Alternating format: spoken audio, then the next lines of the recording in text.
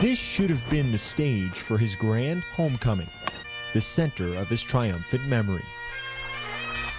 Not carved in victory, but etched in defeat. How long do you suppose this will haunt you? Oh, I guess forever. But I mean, as I say, you know, who will remember in 100 years?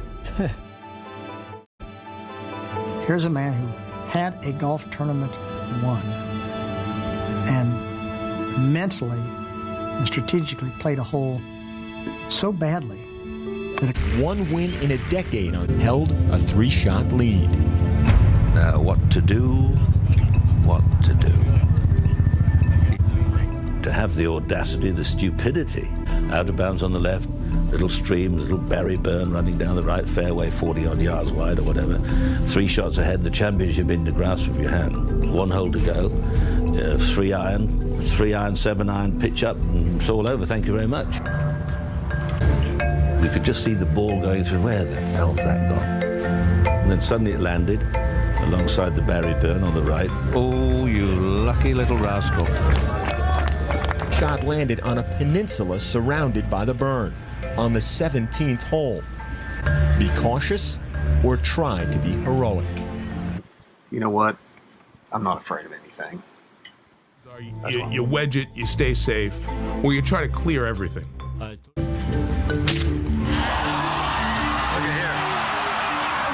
It went in the burn. The sound of that club hitting the rough, the ball goes up, and it's almost like it stays in the air long enough to rub it in. It's like if the ball was a person, it would have stopped and waved. Second shot would be as unlikely and unlucky as any in the game's history. Taking a couple of bounces around the burn. Is this real, Mike? Are we actually seeing this? The ball hit the tounced off the stone wall guarding the burn and came to rest. There it goes. It comes to rest. That's going to be a hard shot right there, Bob. As he looks down, that he's got an issue, that lie's really bad. In knee-high rough. Stood in the high grass over his ball, assessing his line. This is so sad. And so unnecessary. Then, the sideshow began. What he's doing. What has happened here? It's Jay Van Da Cal. He's behind a tree. He's still behind. What are you doing?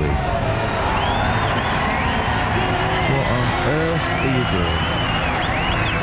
And I honestly did not know what to say, which isn't like me at all. But what do you say when you see somebody destroying in front of your very eyes? He's destroying the chance of a lifetime.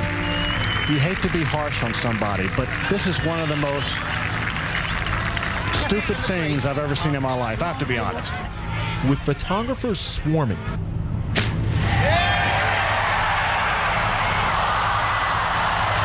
Well, he's just compounding an error after error mentally. He may have.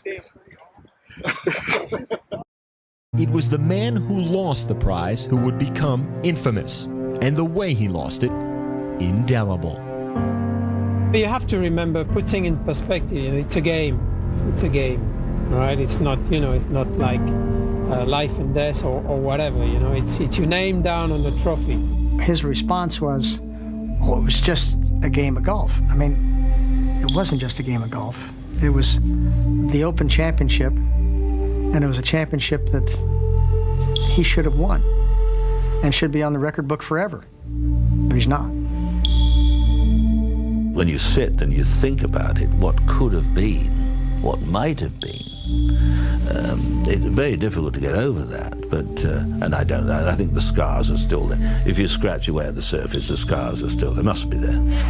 He had what will go down, certainly within its sport, and maybe within all sports, as one of the greatest blunders of all time. That's kind of a sad way to be remembered.